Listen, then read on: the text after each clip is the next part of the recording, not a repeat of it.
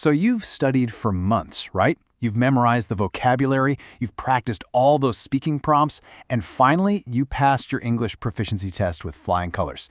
You are officially ready for university in an English-speaking country. But then, you step into your very first real seminar, and suddenly, you just feel completely lost.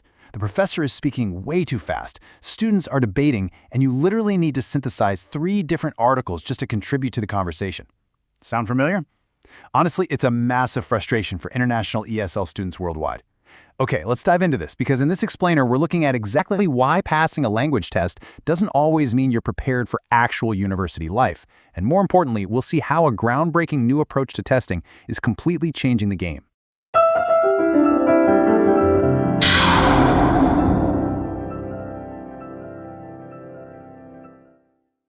Here's how we're going to break this down today. First, we'll explore why traditional tests fall short. Second, we'll enter the world of scenario-based assessment. Third, we'll see how this is being applied to real-world university contexts. Fourth, we'll look at the vital human-AI partnership. And finally, we'll discuss how this all empowers the AasL student. Let's get started. Section 1. Traditional tests fall short. The disconnect between testing and reality. Let me pose this question directly to you. Does a high English test score actually equal university success? Now, for many of you watching, your lived experience probably screams no way. And you know what? The research absolutely backs you up on this. Traditional language tests are incredibly good at measuring whether you know the mechanics of a language at one specific moment in time.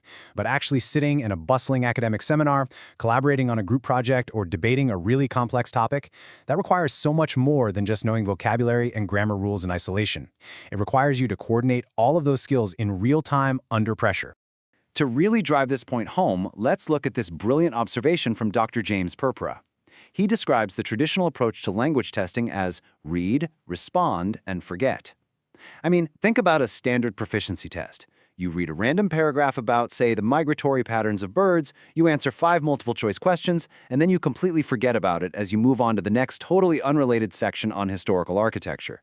It just forces you to temporarily memorize language features just to clear a hurdle, rather than actually meaningfully engaging with the content to solve a problem. Let's contrast these two approaches for a second. Think about the traditional testing approach. Listening, speaking, reading, and writing, they're all evaluated completely separately, basically in their own little silos. But then think about academic reality. As a university student, you almost never use these skills in a vacuum, right? You might read a textbook chapter or listen to a lecture on that exact same topic, discuss it with a peer, and then write a summary paper. Academic reality is multidimensional. It's highly integrated. And the traditional testing model? It simply doesn't mimic the cognitive demands of what actually happens on campus. Section 2. Enter scenario-based assessment, a problem-solving narrative for language learning. So what exactly is it? Well, scenario-based language assessment, or SBLA, is an assessment technique built entirely around a problem-solving narrative. It requires you, the examinee, to coordinate your linguistic and topical resources to achieve a real-world communicative goal. Basically, instead of random, disconnected tasks, you are placed as a key character within a logical storyline. It's not just some sterile measurement tool anymore. It actually transforms the test itself into a dynamic ecosystem of learning.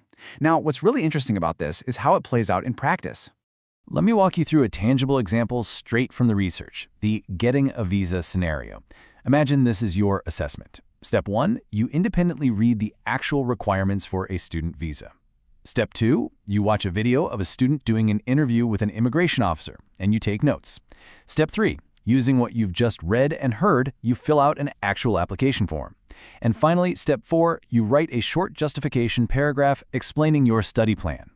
Do you see how this seamlessly integrates reading, listening, and writing into a logical, real-life sequence? You are actively solving a problem you will definitely face in the real world. Section 3, Real-World University Contexts. Mimicking the cognitive demands of academia. Now, research published in Language Assessment Quarterly shows that universities in Asia, and really around the world, are waking up to this reality. They are recognizing the high misclassification rates of traditional placement tests. So instead of relying on expensive, generalized international tests, these institutions are actively commissioning their own locally developed, scenario-based academic English tests. This makes sure the assessments are socially and culturally appropriate and intimately tied to the specific needs of their very unique student bodies. And this brings us to the groundbreaking work of Professor Ayak Pakiti from the University of Sydney.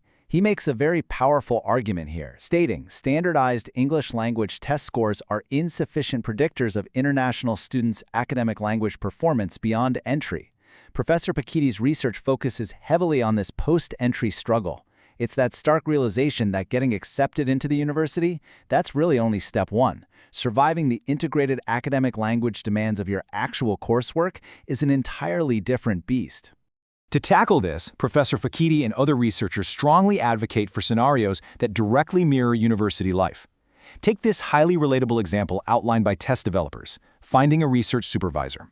Okay, step 1. You do a reading task where you review the bios and research interests of 3 different professors. Step 2. You listen to audio of students talking about their positive and negative experiences working with these exact professors. Step 3, you synthesize all that information and write a formal email to one of the professors, introducing yourself and requesting to join their research project. See, this tests the exact academic, social, and pragmatic language you're going to need on day 1 of your university career. Professor Pakitidi refers to this model as Scenario-Based English Language Assessment, or SBLA, and it's deeply informed by something called processability theory. Essentially, this means the assessment is carefully designed along a developmental continuum. It starts with simpler tasks, like focused reading or listening, which really helps learners attune to the specific context. Then, it carefully calibrates and scales up the complexity, progressing to cognitively demanding integrated tasks, like extended writing or oral responses.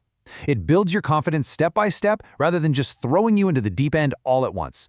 Section 4. The Human-AI Partnership, Integrating Technology with Pedagogical Expertise. Professor Fakidi proposes a visionary model that combines cutting-edge AI with irreplaceable human teaching. And this divide is absolutely crucial. AI is incredibly strong at providing scalable, formative support. It can give you immediate feedback, it recognizes grammatical patterns, and it can help you through rapid revision cycles. But AI is fundamentally limited. It cannot evaluate true originality or nuanced academic judgment. That is exactly where human teachers excel. Teachers provide the critical mediation for meaning-making, they ensure rhetorical appropriacy, evaluate ethical reasoning, and most importantly, they nurture your unique learner identity and voice. They don't replace each other, right? They are complementary halves of a whole. Section 5. Empowering the AasL student, fostering agency and linguistic confidence. Now, with AI becoming a massive, totally unavoidable part of university life, Professor Pakidi stresses an urgent need for international students to develop AI literacy. He argues that students must learn to use generative tools critically, ethically, and strategically rather than dependently. The goal isn't to let AI do the thinking for you because, as we just saw, it lacks a true academic voice and identity. The real goal is for you to control the technology, using it as a supportive tool to enhance your own linguistic confidence and your academic agency. So the absolutely crucial point for you, the focused learner, is this. Assessment should be an ecosystem of learning, not just a hurdle to clear. Scenario-based language assessment proves that we really don't have to settle for tests that we instantly forget the moment we walk out of the exam room. By engaging with realistic, problem-solving narratives, whether that's figuring out how to get a visa or formally emailing a professor, testing actually becomes a meaningful, integrated practice session for actual university survival. It completely transforms an assessment of learning into an assessment as learning. Which leaves us with one final powerful question to reflect on.